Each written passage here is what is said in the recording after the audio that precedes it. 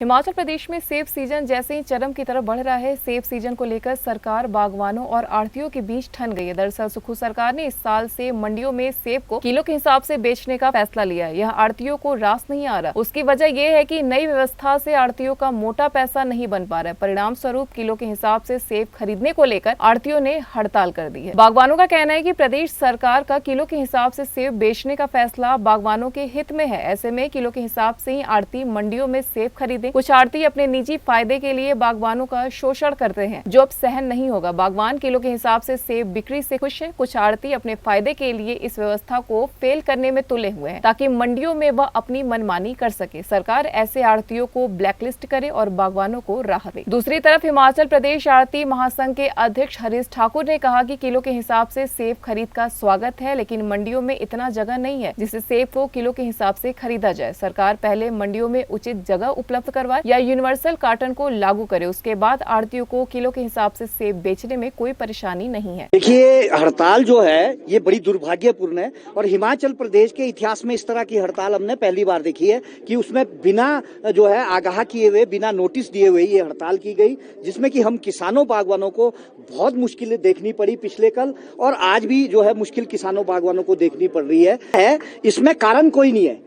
6 दौर की बैठकें जब सरकार के साथ पहले हुई है, उसमें हम बागवान भी थे, ये सब लोग भी थे, और हम दोनों पूरक है एक दूसरे के, खासकर किसान बागवान और आढ़ती भाई। लेकिन ये ऐसी क्या बीच में परिस्थितियां बनी जो 1 लाख पेटी बिकने के बावजूद, किलो के हिसाब से बिकी पूरी मंडी में हिमाचल प्रदेश के, उसके बावजूद जो है एकदम इस तरह का निर्णय जो है इन आढ़ती भाइयों ने लिया।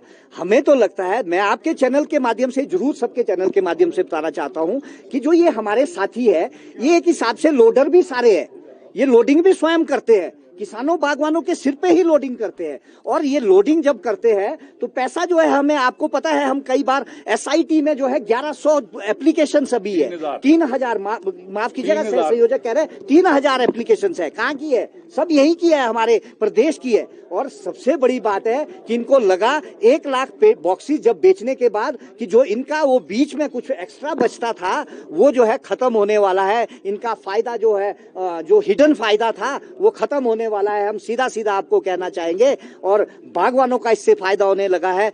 मैं कह रहा हूं आपको कि 40 साल के बाद ये जो मार्केटिंग में चेंज हो रहा है, ये एक बहुत बड़ा रेवोल्यूशन है हम किसानों बागवानों के लिए। वहीं हरीश ठाकुर ने कहा कि कुछ तथाकथित बागवान संगठन राजनीतिक रोटियां सेकने के लिए उन पर आरोप लगा रहे। उन्होंने इससे हिमाचल की मंडियों को बर्बाद करने की साजिश बताया और सरकार से कोई बीच का रास्ता निकालने की मांग की।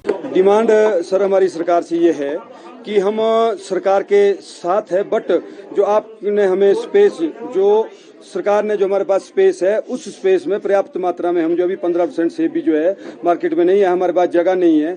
इस बार जो है एज इट इज, जैसे हर बार गढ़ के हिसाब से हम सेब बेचते थे, इस बार ऐसे ही चलना दिया जाए। अगली बार जो है आप यूनिवर्सल कार्टन लाइए। यूनिवर्सल कार्टन जो होता है सर, वो हम यूनिवर्सल कार्टन के समर्थक है।